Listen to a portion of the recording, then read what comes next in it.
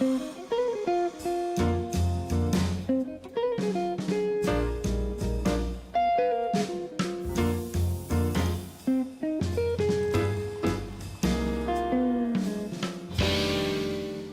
a fairly new game in town in the world of journalism. MississippiToday.org is a digitally based nonprofit news organization that went online in 2016. Hailed as an innovative and highly competitive approach to the news coverage, this relatively new venture is backed by a list of influential Mississippians that reads like a who's who. And its founder and chairman of NBC News, Andrew Lack, is with us. Andy, man, thank you for joining us today. Pleasure, Marshall. Good to see you. Thank you. I've always heard in Mississippi, it's not how long you've lived here, it's how long your relatives have been buried here. You actually have got a really cool story. Your great-grandfather.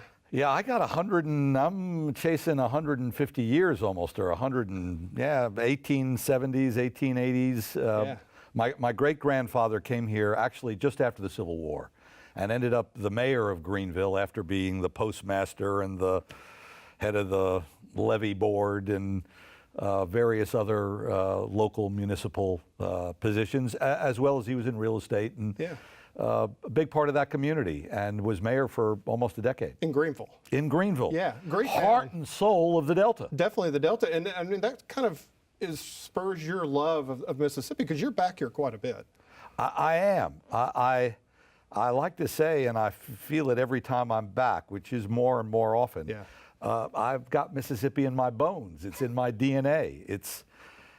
I think of myself, I grew up with tales of Southern Gothic cousins and relatives, as you say, just the folks. And I had a cousin Clara Weiss, which is a big family in Greenville. Historic family in Greenville, and she used to say to me, "Now you're not from New York, you know that. You're from Greenville." And Greenville, where the hell's Greenville? Greenville, Mississippi. You're from the Delta. You're from Mississippi. Don't ever forget that. You're from Mississippi. And if somebody says that to you enough times when you're 6, sometime around when I was 36, it was like, okay, I got to go check out Mississippi. And you came back. And I came back. And you came back. Of course, you grew up in New York and went to Boston University. I did. You graduated in 1968, and you started with CBS News in 1976, but there's kind of an interesting story in between. You did some serious commercials and some acting. Word serious doesn't generally pop into that sentence, but I was a TV commercial actor trying to make a buck, looking for my big Broadway break or big film break, and so I did Please Don't Squeeze the Charmin commercials, toilet paper. I did rental cars. I did mouthwash, Scope mouthwash. Once in the morning does it. Hurts, we try harder. But fortunately, there is I believe, no visible record of any of these. I think I had one line in each of these. But I got to start, and I actually really enjoyed working in TV commercials because it's great storytelling. And I eventually went behind the camera, produced, and started directing commercials, and learned a ton about TV during that period in my life. How did you come across CBS News, and how did you get Well, involved? I campaigned for a job when I realized that I loved television. I wanted to stay in television. And there was a show coming of age in the early 70s, 60 Minutes. And it was tearing up, for guys like me, tearing up what nonfiction programming, what I didn't really know documentaries or news programs. But that format, that magazine story, at the time was unusual and quite controversial, because CBS did documentaries, hour-long documentaries, CBS Reports, and along came this magazine. It was like tabloid, low rent, short, thin, shallow format. Audience loved it. And 60 Minutes was actually very serious from the beginning. And there was a famous reporter who was the beginning, one of the first 2 correspondents on the show. One of them was Mike Wallace, who was a game show host, a commercial guy who sold Parliament cigarettes. This is back in the day. And I thought, God, if he can be the anchor of that show, maybe I can get a job as a producer on the show. And so I started lobbying Mike, and eventually, or I found Mike where he lived. What we call doorstepping as a journalist. I stalked him, and eventually he said, "Yeah, come on over." And ultimately, he introduced me to enough people who helped me get job. I tried that and they put a restraining order against me, so I'm impressed. I think he, there was something about Mike, yeah. One of the great investigators, Oh, yeah. one of the great interviewers, maybe among the top 5. Right. Certainly in the last 50 years, it's been hard to match him. And he just liked the game. I might say he had to appreciate the fact you had no fear, because he had no fear. Yeah, he had no fear. No fear. He had no fear. Famously talking to the Ayatollah Khomeini in Iran and saying, now this is just between you and us, Imam, isn't that right? And of course, about 20 million people were watching or something like that. But anyway. You and Dan Rather, you didn't go to Vietnam, but you got your chance at going to war with Dan Rather. Yeah, we went into Afghanistan together. We famously snuck in. We had beards and Afghan outfits, and we essentially bribed a couple of border guards and snuck in, and the rest, as they say, is history. We got some great video of Russian helicopter gunships who were part of the first wave of military action, and the visual evidence that the Russians had invaded Afghanistan. And I tell this story on myself. I have a feeling you read it somewhere or heard about it, but the first sign of gunfire, I fainted. I was like, what is this? I'm a nice Jewish boy from Manhattan. I was like, I was the Woody Allen of war correspondents or war producers. But I did feel lucky to be there and lucky to witness history. And Dan dragged me along, and I got my sea legs and then eventually raised my hand for a lot of those kinds of places at CBS during the late 70s and early 80s. I went to El Salvador and I went to Lebanon and covered the civil wars there.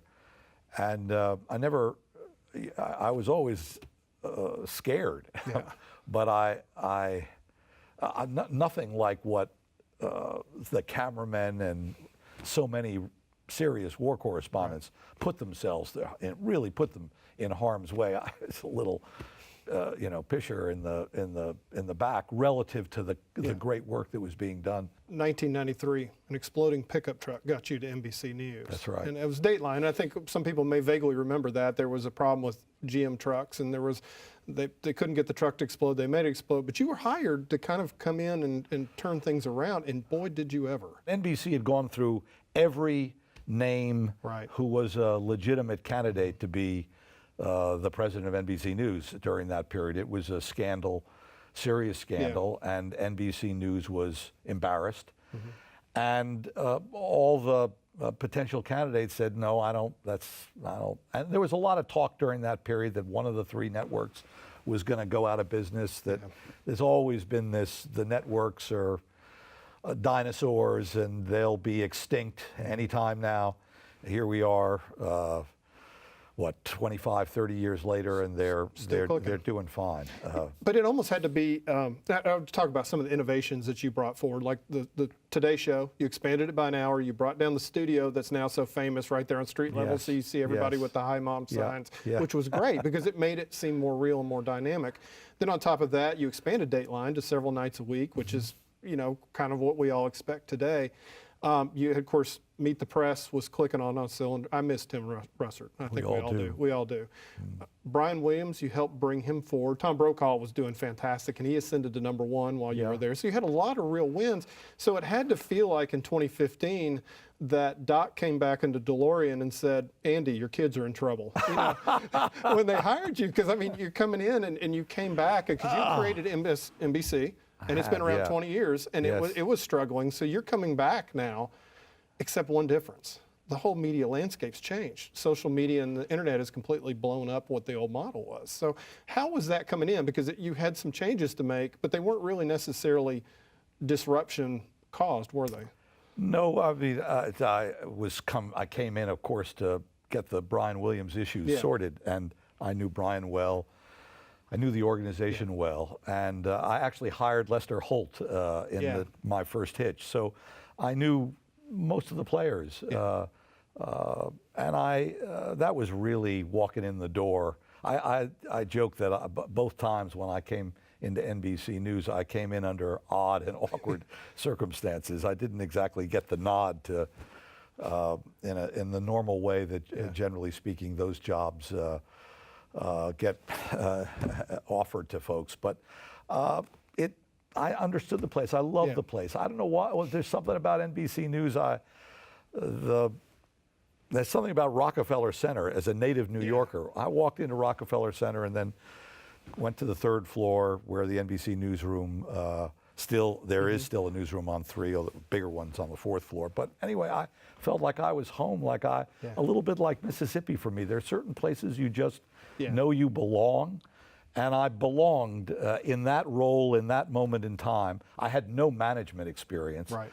And I think that was what recommended me to the job. They wanted a fellow traveler. The reporters and anchors and producers wanted one of them. They didn't want a lawyer or a finance guy or a bureaucrat or a professional manager. I was none of those.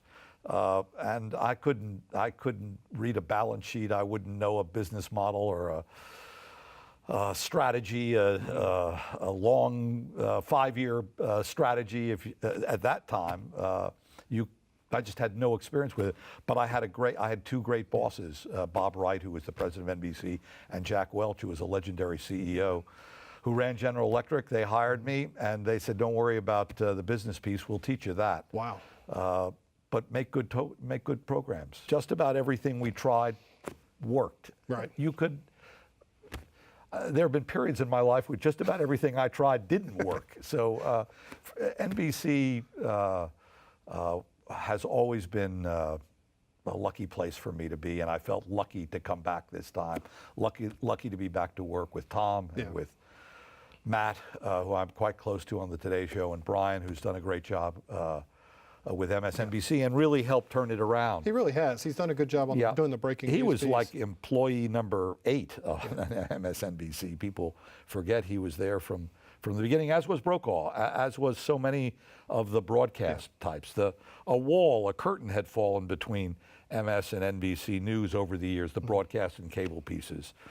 I just lifted the curtain and put them back together again. This was an easy year to do that. There's never been a greater year to turn some of the cable screws back in and tighten them up with the power of NBC News as a broadcast platform and as a cable platform, and having the digital piece, both MSNBC.com and NBCnews.com.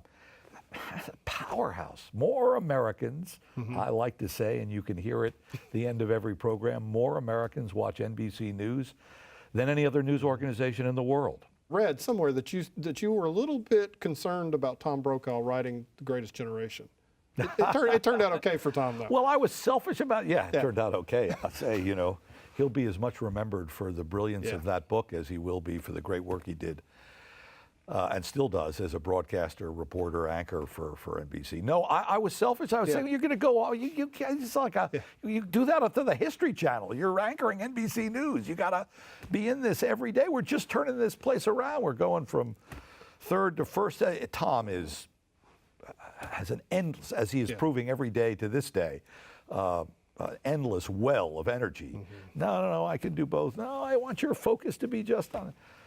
And then I joked that I made a deal with him that turned out to be the best deal during that period I ever made with NBC News, in which he generously shared some of the revenues from. So he was a good business guy with me. He says I got the better of that arrangement, but more to the point, he was a great colleague, and he wrote a great book, and he redefined what that generation did. And the experience that they went through, unlike almost any chronicled, certainly in my lifetime. And his battle against cancer was inspiring too. The book he has written, he's coming to the Delta. Well, maybe after this program is broadcast, but he's coming in a couple of weeks. He loves Mississippi. Yeah, he's at Ole Miss about every third week. Yeah. And he's usually bothering Curtis Wilkie at some point. It feels that way, doesn't it? But that's a good thing. That's a good thing. Yeah, and he famously gave the graduation speech at Ole Miss. Did a great job. Yeah. Well, you gave one too. You gave one to the journalism students. I gave one to the journalism students at Ole Miss, and the one I'm even prouder of, though I was privileged to do that at Ole Miss with the journalism schools. I gave the commencement address at Tougaloo here in Jackson this past year. Great historic black college. And I was so touched to be asked and so flattered and had so much fun doing it. I was nervous as hell. And I must have spent months, I don't want to tell you how humiliating it is. I was sitting, writing and rewriting and then, of course, tossing it out at the end and just trying to speak from the heart. But it was a wonderful experience, and it's a great school. And it's one of the, I've gotten to know Jackson well. I knew the Delta, and since working on on Mississippi Today, I've gotten to know Jackson and other areas of the state in ways I hadn't before, and it's been wonderful for me. It is a fascinating place, to say the least. I mean, I've been here 20 years, and I learned something new every day. On that, you were at Sony, and just to touch on that very quickly, number one, my wife says thank you for Adele. I wish I could. She sang to the wrong guy. Yeah. But yes, one of my colleagues at Sony, who's now gone on to Capitol Records, was really responsible for bringing in Adele. Yeah. She came in. I was aware of her being signed, but I left just in the period she came in. Good call. But good call. Well, I was around when John Mayer broke, when John Legend broke. Yeah. And you signed Bruce Springsteen too. I re-signed Bruce Springsteen. Let the record show. I think I did his last deal. Maybe he's renewed again, but. Great artists. Yeah. How lucky can you be? You get paid to hang out with that group. Well, you mentioned Mississippi Today, and I think there's something that hit right when you were at Sony. That was when Napster hit, and that was when the whole music industry kind of got turned on its head. Yeah. And since then, and since you've been back at NBC, of course, obviously, I'm in the newspaper business. I mean, the whole model has been blown up, and because of the internet. Yes. You have kind of taken advantage of that with Mississippi Today. That's right. Kind of done what the Texas Tribune's tried to That's do exactly right. a very similar type model. Yeah. Good journalism, funded a little bit different way. Tell us a little bit about that. Well, it's a digital first news organization. In the 20th century, you wouldn't have heard anything about that. What's that organization? Yeah, what's digital? Is that AOL? Yeah. Actually, for me, on a personal basis, MSNBC.com was 1996. And Microsoft is the MS in MSNBC.com. People forgot. A lot of people forgot that. Yes, that's what the MS stands for.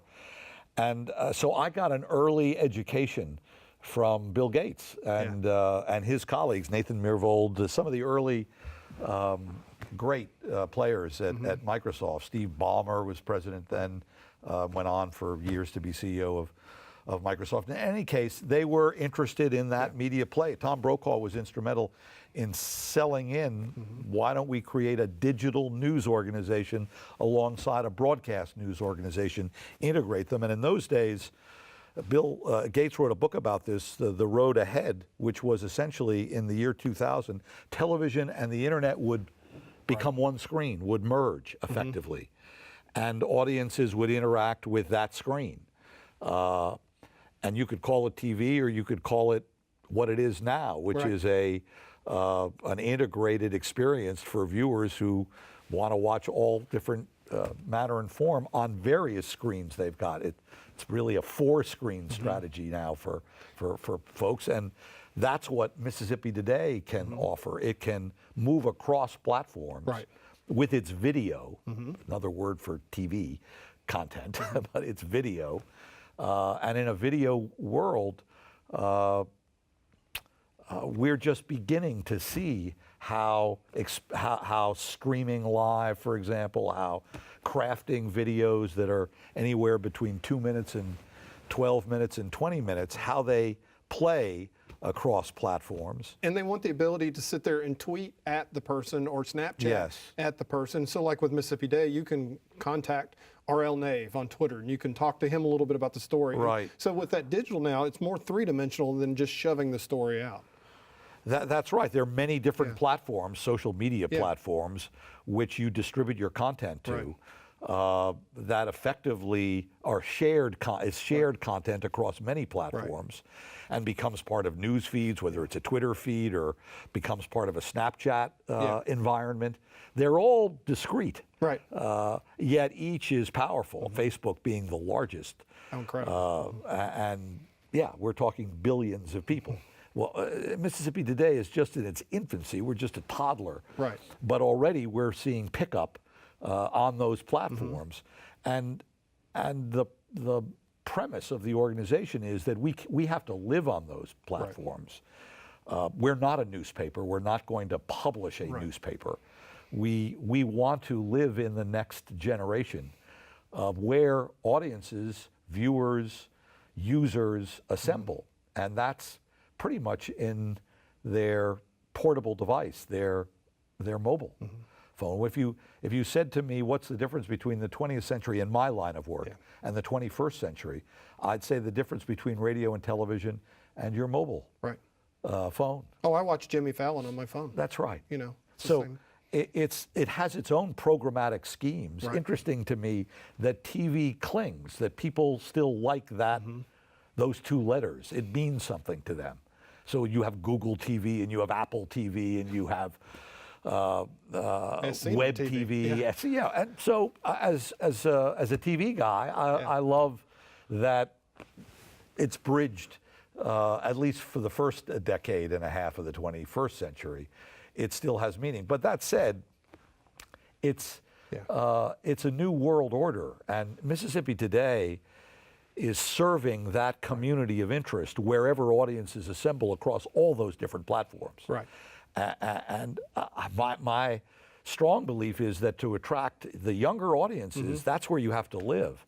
And we are creating a newsroom, and we're making nice progress, just early days, but we've got a genuinely diverse and arguably almost now, if not the largest, among the largest newsrooms in the state. We're a dozen editorial on the editorial side, building out the business side and the support side for the editorial, pumping out a fair number of stories every day, 6, 7, 10 stories. We could do more, but we're at this point in time wanting to establish our bona fides, our credentials in the reporting, the rich content that we're trying to produce, following state government, following local municipalities, pulling together so much of what I think Mississippians want and don't have right now. In a functioning democracy, you need this information. You need to know this is my definition of journalism, given to me actually by a guy who mentored many in my class entering in the late 70s and early 80s. He made us all feel like we were the only ones when there were 100 of us, and that was Ben Bradley, the legendary editor of the Washington Post. And he said, this is what journalism is. Of course, all journalism is storytelling, but it's what happened. What really happened? What's the truth? Right. And you apply those 3 simple sentences to storytelling in Mississippi, goodness me, you got a lot of work to do. You got a lot of stuff out there that folks want to know what happened, what really happened. Where are these budget cuts now? Right. And how's it going to affect me? How's it going to affect me? Right. And chasing down and doing your homework, going through all of the all of the state agencies, and understanding what impact those cuts have on those agencies and their activities, and then going back to the lieutenant governor and saying, well, here's what we've learned. Help us understand this. That I think will serve us all well. And then on the cultural side, we're picking up guys like Rick Cleveland, nobody better. You can't do Mississippi without that touch for the social culture. Sports is at the heart of that.